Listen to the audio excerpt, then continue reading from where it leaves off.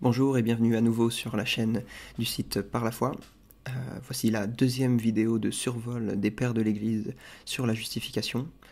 Si vous ne savez pas de quoi il s'agit, je vous invite à regarder la précédente vidéo où je survole Clément de Rome et Polycarpe de Smyrne et où j'explique la méthodologie suivie. Alors si l'on suit un ordre chronologique, le prochain texte dans la littérature patristique qui aborde la justification est probablement l'épître anonyme à Diognète, qui a été écrite dans la deuxième moitié du IIe siècle. On n'abordera pas ici les questions autour de l'identité de l'auteur, la date précise de l'épître, mais je peux mettre, si ça vous intéresse, en commentaire des informations là-dessus. Dans la section que je vais vous lire, l'auteur de l'épître aborde la justification, et selon Brandon Crowe, cette section est le sommet de l'épître, c'est le cœur de l'argumentation et du déroulé de cette épître. Sans plus tarder, je vous lis l'extrait. Lors donc que notre malice fut montée à son comble, qu'il fut démontré que nous n'étions dignes que du châtiment, et que nous n'avions plus que la mort en perspective, arriva le temps que Dieu avait marqué pour signaler tout à la fois sa bonté et sa puissance, et montrer que son immense amour pour l'homme ne laissait aucune place à la haine, qu'il était loin de nous avoir rejetés, qu'il ne se souvenait plus de nos iniquités, qu'il les avait souffertes et supportées avec patience. Alors, qu'a-t-il fait ? Il a pris sur lui nos péchés. Il a fait de son propre Fils le prix de notre rançon, substituant le saint, le juste, l'innocent, l'incorruptible, l'immortel, à la place de l'homme pécheur, inique, pervers, sujet à la corruption, dévoué à la mort. Qui pouvait couvrir nos crimes, sinon sa justice ? Par quel autre que par le Fils de Dieu, l'homme injuste, pouvait-il être justifié ? Ô doux échange, ô artifice impénétrable de la sagesse divine, ô bienfait qui surpasse toute attente. L'iniquité de tous est ensevelie dans la justice d'un seul, et la justice d'un seul fait que tous sont justifiés. Cet extrait est intéressant dans la mesure où il articule de manière plus détaillée certains éléments objectifs de la justification que celui que nous avons vu dans la vidéo précédente. Il se situe dans un développement qui vise à expliquer pourquoi Dieu a retardé l'envoi de son Fils. L'une des raisons de ce retard, c'était de démontrer l'indignité de l'humanité, avant que la grâce de Dieu ne paraisse. Je vous lis un extrait qui montre cela. Dieu avait donc déjà tout disposé en lui-même, avec son enfant.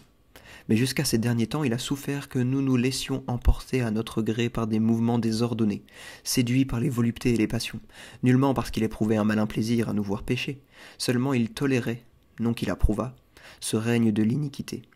Bien au contraire, il préparait le règne actuel de la justice, afin que, ayant bien prouvé dans cette première phase que nos propres œuvres nous rendaient indignes de la vie, nous en devenions maintenant dignes par l'effet de la bonté divine. Il a d'abord, au cours du temps passé, convaincu notre nature de son impuissance à obtenir la vie. Maintenant, il nous a montré le Sauveur qui a la puissance de sauver même ce qui ne pouvait l'être. La justification, donc, dans cet épître, se comprend sur l'arrière-plan de notre indignité, de notre culpabilité et de la mort que nous méritions.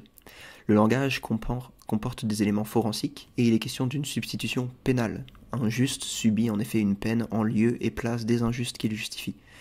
Cette substitution est à double sens. L'injuste reçoit la justice et le juste reçoit la peine méritée par l'injustice. Cet extrait ne précise pas le rôle de la foi dans l'appropriation de la justice.